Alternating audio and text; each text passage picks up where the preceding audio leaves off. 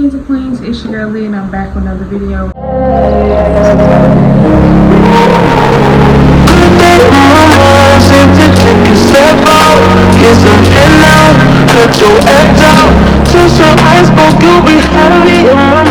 talking about one of my favorite things, books. Okay, didn't know, now you know. Your girl love to read. That's my hobby. That's what I do. Anyways, how y'all been? I hope y'all been well. I know I've been. I've just been chilling, staying in the house because it's hot. It's too hot to be out here, to be outside. Okay. First and foremost, basically what I'm gonna be doing is talking about all of my favorite sequels, books that have sequels or series. So I got a few. Okay, I got a few. But I'm just gonna kind of rate it and kind of give y'all a gist of what it is and what it's about. But yeah, we're gonna see. Good Girl's Guide to Murder by Holly Jackson. This book is very, very popular. I had read this maybe a year and a half ago, and the only why I got it is because everybody was talking about it, and I'm like, okay, they say it's mystery or whatever, mystery and thriller. That's like right up my alley. I love to read, but it is so good. So basically, it's about this high school girl who she has two classmates that had died, and the cops just assumed that the boy had killed the girl and he committed suicide, so they dismissed the case. Pip, on the other hand, she did not believe that, which she had the right to. So she took matters to her own hands and literally just solved the case. And it's step by step. It shows you kind of like her thoughts, her podcast. She has a podcast and she talks about it on the podcast. I don't know if y'all can tell what it is, but that's basically like her podcast, and that she has sketches and stuff. It's all types of stuff. But she ends up solving the case. How she solved the case and the police did. Let's talk about it. Anyways, yeah. 10 out of 10. If you haven't read it, I suggest that you read it. Now, if you're not into mystery, crime solving, don't read it. Because we don't need your negative thoughts, baby. We don't need it. Good Girl, Bad Blood. Pip decides she's not doing the podcast. She's not detecting anymore because it caused a lot of problems before. So, but she has a good friend, and his brother goes missing, and he's telling her no, this is literally not like him. He disappeared before, but this is serious. So she decides to take matters to her own hands, since the police wouldn't do it once again, and figure it out. And she did. She figured it out, honey. She figured it out. Now, there is a third book, but a friend is borrowing it right now. As Good as Dead. Basically about Pip having a stalker. And she's having a stalker, and she at first she thought she was just, tripping. She thought she was just having a moment. But she really did have a stalker, and they would leave messages, stick figures on her driveway, dead birds, all types of stuff. So she tried to figure out with her boyfriend Robbie is that she receives an email that was a weird email that she constantly had back and forth with the same person. So now she's trying to figure that out. Now the plot twist of it, yeah, crazy. I rate that whole series a 10 out of 10. It's so good. Now the only thing about the third book, As Good as Dead, it's a slow read. But once you get the gist of it, once you I'll say past 10 to 12 chapters, you're gonna be into it. You're gonna be okay, so what's going on next? What's gonna happen next? But it's really good. It's a really good book series. If you really like mystery and detective type of stuff, Good Girl's Guide to Murder, that's gonna be your friend right there. This is The Summer I Turned Pretty book. First of all, can we talk about how pretty the books are? I love it. This one is We'll Always Have Summer. Of course I like this because it's purple. But anyways, let's talk about the first one. The Summer I Turned Pretty. It's about these kids whose moms are best friends. One of the moms which is Belly mom. She has a brother, I forgot his name, I can't remember. But her best friend has 2 sons, Jeremiah and Conrad. They all go out to a beach house and they all have fun during summer. He has a crush on Conrad. Jeremiah has a crush on Belly too. It's a whole triangle, child. So it's a lot going on. But basically, in this story, it's a lot of emotions, romance, like kind of Conrad and Belly back and forth, but they don't want to make it official because they grew up together. It's a whole lot. It's a whole lot. But they find out that Conrad and Jeremiah's mom is sick. She's going to eventually die. Then they grew up together, so it's a very, very hard situation. Second book, it's Not Summer Without You. So basically, this is basically about not having the summer with the kid's mom, and how basically like it's different because she was like the blossom of the family. Conrad ended up like he took it very hard.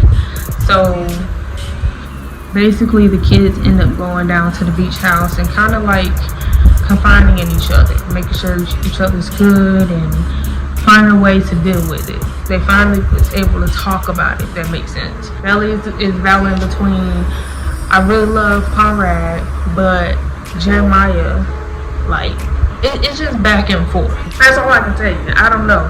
Some of these books are hard to explain because you don't want to give away the main point of the book. You'll always have summer. This is basically just them verifying that they're gonna always go down there for summer. Keep the tradition and make sure that they able to spend time with each other regardless of who's there and who's not. Because even though the mom is gone, they still have each other. That's basically, yeah. It Ends With Us by Colleen Hoover. Now, a lot of people hate this freaking book. They hate it. They hate Colleen Hoover. I don't see why. Because Colleen Hoover, she been writing. Come on now. So basically, It Ends With Us is about a girl named Lily and this guy named Rao. Ugly name, but them two, they end up getting together and they end up falling in love and all this other stuff. Now, and the thing says 14 and up. I say don't read this book unless you're 16 and up, because there's some scenes in here you don't need to know. Really, 16 and up is not even it. I'm just giving you that because that's when people start doing the do. But yeah, so basically, now they do end up getting married, I think. Did they end up getting married? I think they end up getting married. It's been a minute since I read this book. But I think they end up getting married. But if they didn't, basically they had been together for a minute. And then, over the time, Lily starts realizing that Rao has anger issues. And that his anger tends to explode and go out of proportion. So, with that being said, basically, Rao started kind of beating on her just a little bit. But Lily want to go through the same thing that her mom went through. Her mom went through abuse, and the only reason why she didn't want to go through it is because her mom had went through it. She was like, I promised myself I wouldn't go through this growing up. But in the story, she goes back in time from when she was in high school, where she met this guy named Atlas, and they kind of had a connection because he was homeless and she was going through an abusive household. So they kind of help each other escape the world, if that makes sense. Of course, I rate this book 10. It Starts With Us is the sequel to It Ends With Us. It's basically her reconnection with Atlas, but she ends up pregnant. And It Ends With Us. I forgot to tell y'all, but yeah, she ends up pregnant, but this is like a year later. The baby's 1. She's been doing co-parenting, and it was going well up until her reconnection with Atlas. Rao didn't like that because she kept stuff and she had letters and notes and stuff still from Atlas when they was together. He didn't like that. He felt like it was weird. So he started acting a little crazy again. Now, mind you, they're not together, but she's never taken Atlas around her child, not until she was comfortable enough with, you know, with her child being around him. But once she started acting crazy, yes, she brought Atlas around her child, because she's like, Atlas, he's going through a moment of finding out that he has a little brother that he never met. And they have a little rough start, but you know, he's just going back and forth to her and her point of view and what she's feeling and what she's going through. And then with Atlas, he's going through what he's going through and basically how he feels about Lily.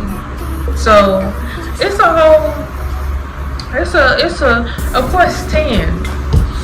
Both of these 10, I don't care. You ain't got to like Colleen Hoover.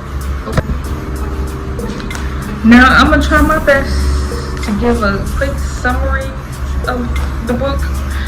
I really don't want to read the back of the book. I'm sorry, I just don't. I would, but I won't. I'll put it on the screen, but yeah, that's all you're gonna get from me. The Truly Devious series. Now these, they have 2 more books. It's a purple one and an orange one.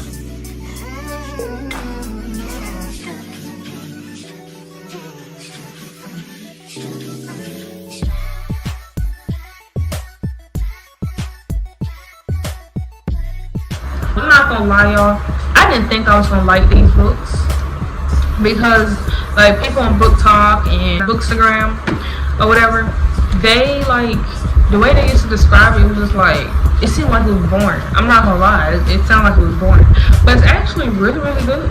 When I read, I'm basically watching the TV show in my head. So if I'm reading the book and the details don't match what needs to be matched, then I don't like that. I don't. These thick babies, look how thick they are. The Carnival series. Now I got this series like a few years ago. My best friend sent it to me for my birthday. Now this is fantasy. I don't do fantasy, but these books, Stephanie Garber, yeah, she a real one. She a real one. I'm gonna try my best to explain this. You know what? I'm not even gonna try, because I'm just gonna put the summary up there. Okay. I really like it because it was literally cliffhangers. It had you on edge. Like, you was literally like, every chapter you was like, what's gonna happen next? What's gonna happen next? Like I said, I don't do fantasy. So because this is a fantasy fiction, I didn't think I was gonna like it. Like, I was like, nah. Now, not gonna lie, this particular author made me want to try fantasy again. So my next fantasy journey, Harry Potter books. And God knows, I hope I like it. I really do. I think I will though. Because I mean, even though I don't like fantasy, I think it's depending on how you write it. Because some fantasy just, you be like, okay, now you're doing too much. Yeah, like I give these 2 a 10 out of 10, right? This one right here, I give it a good like 8, 7.5, 8. Those what I do. 1 is very slow, and then 2, I don't think this was really needed. To be honest, I feel like it could have hold off and started a different series, but you know, ain't nothing wrong with it. Okay, so before I leave, I want to show y'all my TBR and my current reads. So I got Afraid by Lisa Jackson, featuring Adriana Ivy and Lisa Childs. So far it's good. It's 3 different stories in one book.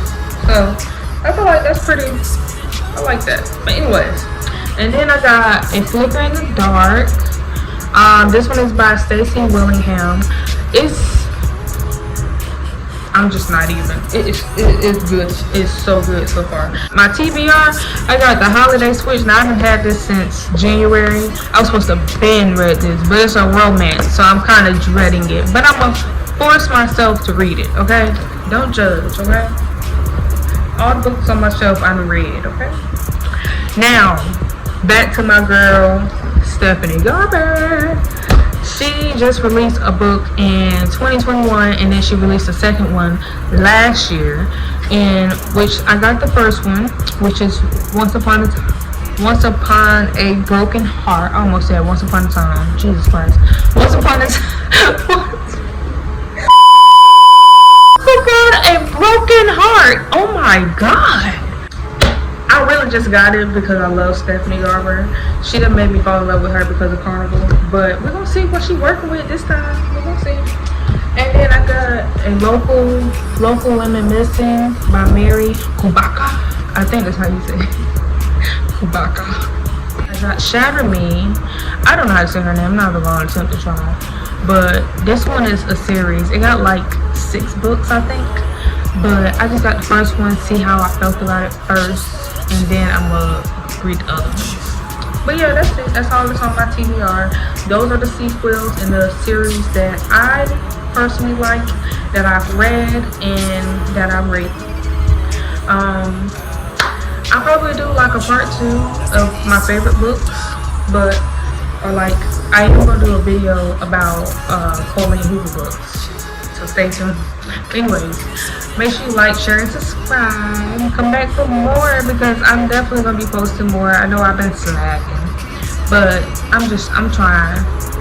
It's time consuming to do these videos, so bear with me, but definitely come back for more. I love y'all, and bye.